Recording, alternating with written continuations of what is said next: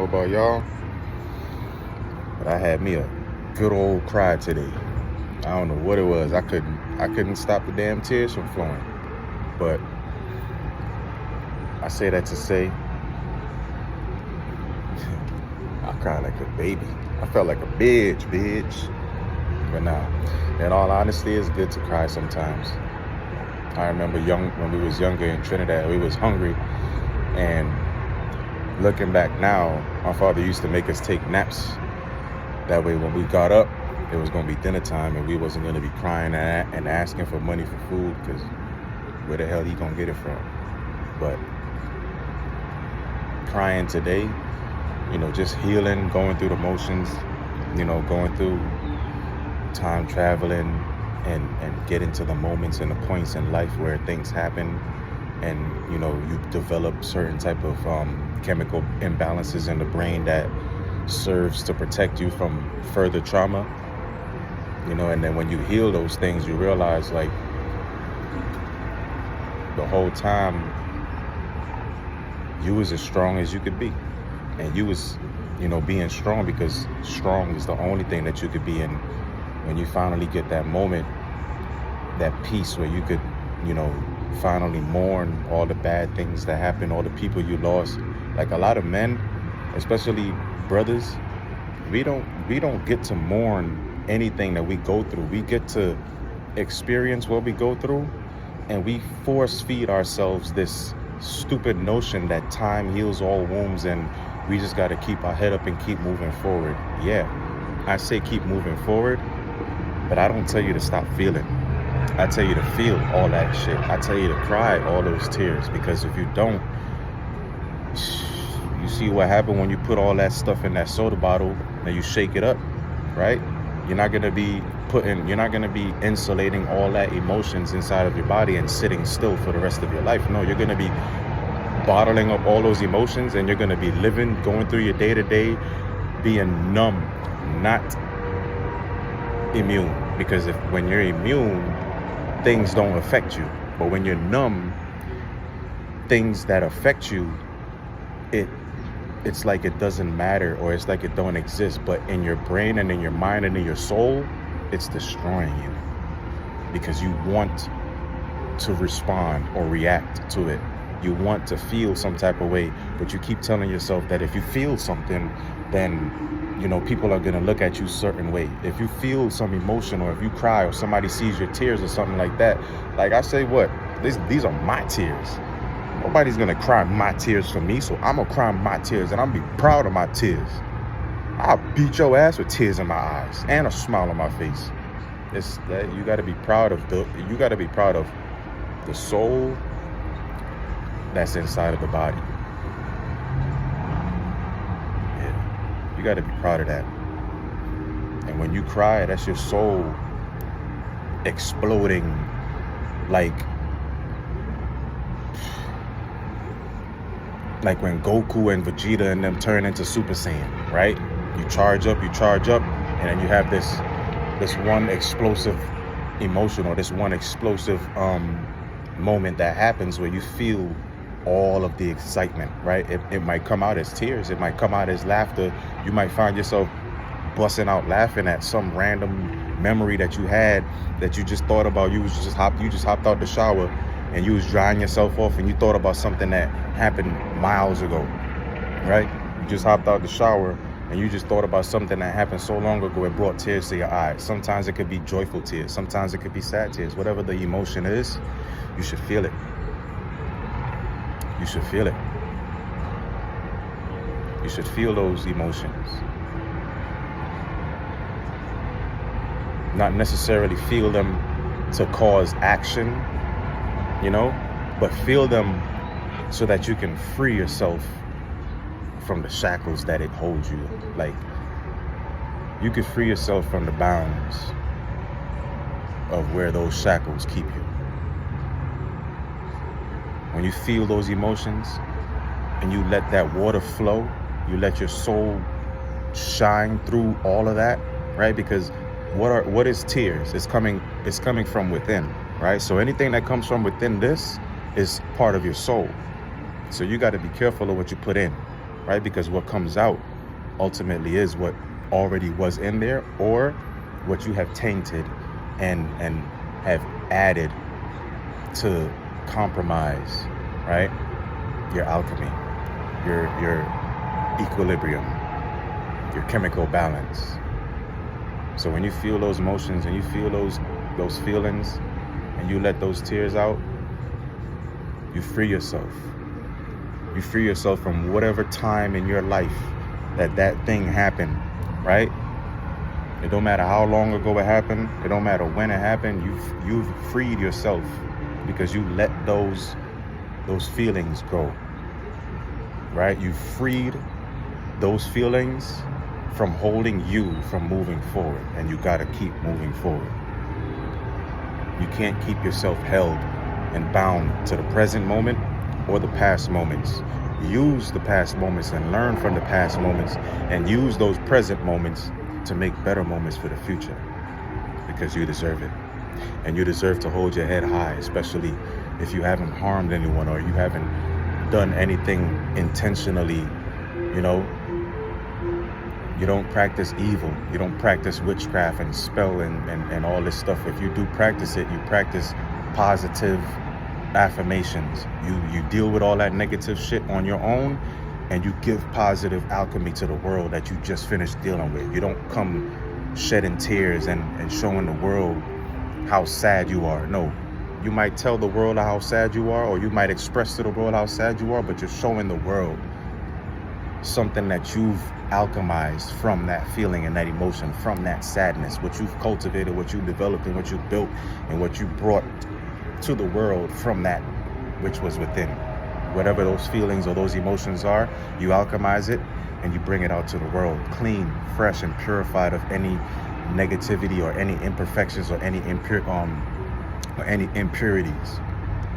And it ultimately serves you in the end, because once you begin to alchemize and let that energy out to the world, you get what you give, right? You get back in what you put out. So if you put out and you alchemize outwards positive, you will get positive.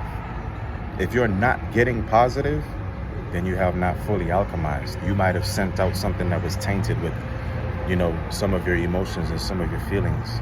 I had I was saying something earlier. A lot of people understand certain magic and certain magical properties and certain magical games, card games included, that we play, but people don't comprehend. You might be able to understand, right? Anybody could run a football. Anybody could kick a soccer ball, but if you don't comprehend what it takes, what it costs, and what the price of making a mistake or making a bad tackle or making a bad call, getting an interception, getting a turnover, having somebody, you swapping possessions with the ball, right? That's what happens when you turn the ball over, right? So when you don't comprehend the weight and the task that it takes to understand, and not just understand, but to comprehend and play those games, if you don't comprehend and you only understand, you will be held under. You will not be able to overcome. You will not be able to come from that understanding into that, ultimate overstanding of it, right? Because if you could comprehend it, then you can overstand it. If you comprehend it, you already understand it, right? Sometimes people don't practice certain things because they comprehend what it takes to do what they refuse to do, right? Sometimes you see people that you might think that they're wasting their talents or something like that, like they're not using it to their fullest extent. But what it takes, if it's not on their path, if it's not what they should be doing, if they take those steps that you think that they should be taking to further or to expand their success, it could ultimately mess them up. But if they go on their path and you go on yours, and you don't try to turn somebody and convince somebody otherwise, or manipulate somebody else's perception of their reality to fit or suit yours, then it's all balanced and it's all good. But, you know, all magic comes with a price. And I stopped telling people that personally. Now I say it like this. I put it in a video, put it in a song, put it in a reel, put it in something or somewhere that the message will get out and people will ultimately get the message. They will ultimately get the promise, because I promise you, all magic comes with a price. I don't give a damn how much you think you pay. You could pay every single penny you have in this world, and you still have to pay with your soul. No matter who you go to or what they tell you, you know the devil is the most beautiful angel, right? And he's not gonna come to you looking like shit with horns and fucking fork in his hand. He's gonna come to you beautiful. He's gonna come to you gorgeous. Something that you can't say no to. Something that you want so bad that you just finished telling yourself, all right, I wanted it so bad, but I know it's not on my time, it's on God's time. And then boom, as soon as you say that, shit start happening, and you think that that's when God's time starts, because you just randomly decided that you're gonna let God do it. And now you think, since you said let God do it, all this positive, look sweet things that look and sound good start coming in. But it don't really hold that feeling that's in your heart that makes you want to say, I know this is God's timing, because it feels so real. I know this is from God, because I know the butterflies that I'm feeling. But then when you try to force those butterflies, or you try to force those feelings because it sounds good and it looks good, and you think, oh, I just stopped and I let God do it, so this might be, God finally saying, right, you let me do it now, it's coming in. It takes a little bit of patience, because your heart is still thirsty, and poison always tastes good to a thirsty heart. So when you give your grievances, you can also give your dreams and all of that stuff, and all your fantasies. You can give all of those things up. Not give them up, but give them to the Most High. Give them to the higher ups. Give them to the powers that protect you and govern your life and are tasked with your protection and your guidance. Sometimes your guides might be trying to get to you or get the message to you, but you're so caught up in your own head. I'm speaking about myself right now. You're so caught up in your own head that now they got to use the people that you watch, or the people that you follow, and have them act out of the norm, and have them say certain things that they come out of their mouth after saying it, and they say, I don't usually say this, I don't even talk like this. So when you hear a person that you normally follow or you normally listen to, and they start talking like how you would be able to resonate, and they start saying, oh, I don't usually talk like this, and that starts resonating with you, that's your ancestors and your spirit guides and all that stuff that's there to protect you and guide you in this world. They're finding other ways to get to you, because you're not listening. You're not following your heart. You're not listening to your heart. You're not in your mind like you want or should be in your mind. You're in your mind, but it's like what is it called? It's like a labyrinth, right? It's got all these doors and all these halls and all these tunnels. Like you seen that Harry Potter movie where all the stairs kept moving?